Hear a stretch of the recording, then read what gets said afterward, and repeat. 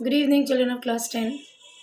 Okay, today I am here to discuss with you one more lesson, the black aeroplane. This is the second part of uh, the chapter which I have already discussed with you in my last session. That was also of flying. Now, this is the second part, his first flight. This is the second part of it, the black aeroplane. It's a very plain and simple story. कुछ ज़्यादा special नहीं है इसमें, लेकिन जैसे जैसे आप इसको पढ़ते जाओगे and the more you will go to the end of the story, you will be thrilled, चौंक जाओगे आप that what is the end. So this is the story of a pilot who has come out of his house, I mean, for going to England. एक flight है, एक flight की कहानी है, travelling part, Paris से England. जो narrator है, जो राइटर है, वो पेरिस से इंग्लैंड की तरफ फ्लाइट में जा रहा है, मतलब उसकी अपनी ग्लाइडर में, अपनी जेट एरोप्लेन में जिसका नाम है ओल्ड डकोटा. ठीक है, वो उसमें जा रहा है और उसे बहुत शौक है कि वो इंग्लैंड में जाएगा और एक प्रॉपर इंग्लिश ब्रेकफास्ट करेगा, प्रॉपर ब्रिटिश ब्रेकफास्ट करेगा. He is very excited. चलो मैं लंदन जाऊँ, इंग्लैंड जाऊँगा. So he started off his journey. थोड़ी देर जाने के बाद वो पेरिस कंट्रोल में फ़ोन करता है. No, what is Paris control? Paris control मतलब जहाँ पर ये फ्लाइट्स के डायरेक्शंस के बारे में बोला जाता है, किस डायरेक्शन में जाना है, कितने दूर है, अभी और कितना टाइम लगेगा, एंड समथिंग लाइक दैट. तो वो पेरिस कंट्रोल में फ़ोन करते हैं. तो जैसे ही फ़ोन करते हैं, ये लोग बोलते हैं कि U turn at the west side, U turn eight 13 और 18 degree west.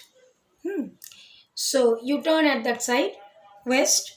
The angle will be shown in your diameter. At that angle you turn towards the west and you will be able to reach the England in time. तो ठीक है, he turned to west and the more he kept on moving, he found that the weather is very bad. weather बहुत ख़राब है, चारों तरफ बादल ही बादल हैं. The area is very clumsy, very unclear, और धुआं धुआं हो रहा है चारों तरफ, लाइटनिंग भी हो रही है. तो उन्हें बहुत डर लगा. ही थॉट कि नहीं, इतना ख़राब वेदर है, मैं तो इंग्लैंड पहुंचने से रहा, हरगिज़ नहीं पहुंच पाऊंगा, तो लेट्स गो बैक, मैं पीछे चला जाता हूं. लेकिन तब तक वो 150 किलोमीटर पेरिस से आगे आ चुके थे. It's far away. फिर उन्होंने देखा कि मेरा फ्यूल टैंक भी ख़त्म हो रहा है, तो मैं इंग्लैंड में जब पहुंच भी नहीं पाऊंगा, मेरा फ्लाइट बीच में ही, मेरी एयरक्राफ्ट ज़ीरो हो जाएगी and I have to face an accident. तो लेट्स गो बैक. फिर उन्होंने सोचा कि फ़ायदा क्या, पीछे जाऊंगा तब भी मेरा फ्यूल वैसे भी ख़त्म होगा, तो बेहतर है कि मैं इंग्लैंड की तरफ ही चला जाऊँ. हु नोज़, शायद मैं टाइम टू टाइम पहुँच भी जाऊँ और मुझे मेरा मनपसंद ब्रिटिश ब्रेकफास्ट भी मिल जाए. तो उन्होंने अपने दिल को ठानी और कहा कि नहीं भैया, चलो इंग्लैंड की तरफ चलो. तो वो आगे निकल गए. लेकिन जैसे जैसे वो आगे जाते गए, उनका इधर फ्यूल टैंक भी ख़त्म हो रहा था, वेदर भी बहुत ही ख़राब था, and suddenly he lost the direction. उन्हें समझ नहीं आ रहा था कि व्हाट टू डू. उन्होंने फिर पेरिस कंट्रोल में फ़ोन किया, लेकिन लग नहीं रहा था phone. But he was just dumbfounded. क्या करें, सीधे जाएं, पीछे जाएं, दाएं तरफ, बाएं तरफ, कहाँ जाएं, डायरेक्शन देने वाला भी कोई नहीं है. फिर अचानक उन्हें एक ब्लैक एरोप्लेन दिखा. दूर से, थोड़ी दूर से एक ब्लैक कलर का एरोप्लेन आ रहा है. It's a glider.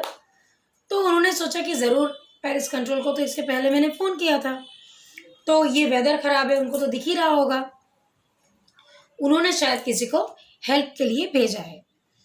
तो वो ग्लाइडर उनके साथ, उनके एरोप्लेन के पास आके स्लो हो गया उसी स्पीड में. फिर जो पायलट था, उन्होंने उसके पायलट की तरफ देखा, तो उन्हें ऐसा लगा कि शायद जैसे वो प्लेन उन्हें बोल रहा है प्लेन बोल रहा है कि you come and follow me. थोड़ी देर वो प्लेन उनके पास रुका, फिर उनके सामने आके धीरे धीरे धीरे धीरे चलने लगा। तो उन्हें लगा कि ज़रूरी है पेरिस कंट्रोल की बात होगी, तो उन्होंने उसे फॉलो किया प्लेन को, और काटते कटाते वेदर को, ख़राब वेदर को इधर उधर करते हुए किसी भी तरह से, कभी बादल के बीच से, कभी लाइटनिंग साइड से, जैसे भी हो वो काट छाट के किसी तरह से साइड कटिंग कर करके इंग्लैंड पहुंच गए।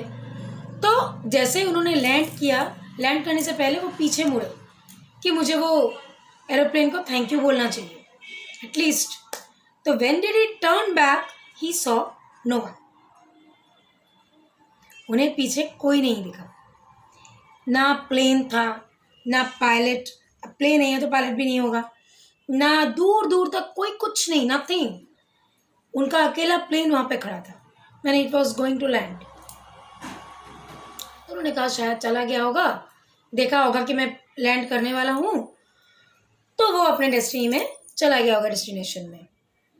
तो वो उन्होंने लैंड किया और फिर वो चले गए वहाँ के कंट्रोल रूम में जाके उन्होंने बोला थैंक यू, आपने रिएक्शन दिया तो मैं पहुँच गया, thank you for being so generous to me. फिर उन्होंने कहा कि लेकिन वन मोर, तो दैट लेडी ने कहा कि why you telling us that we are generous, ऐसा कुछ नहीं है, नहीं आपने एक एरोप्लेन भेजा था, मैं उस इंसान को थैंक यू बोलना चाहती हूँ। तो that lady was shocked, thank you किसको? नहीं, वो जो ब्लैक एरोप्लेन लेकर एक इंसान थे, he showed me the direction to come back to the England, because in the middle I lost my way and I was trying you out but I could not reach you.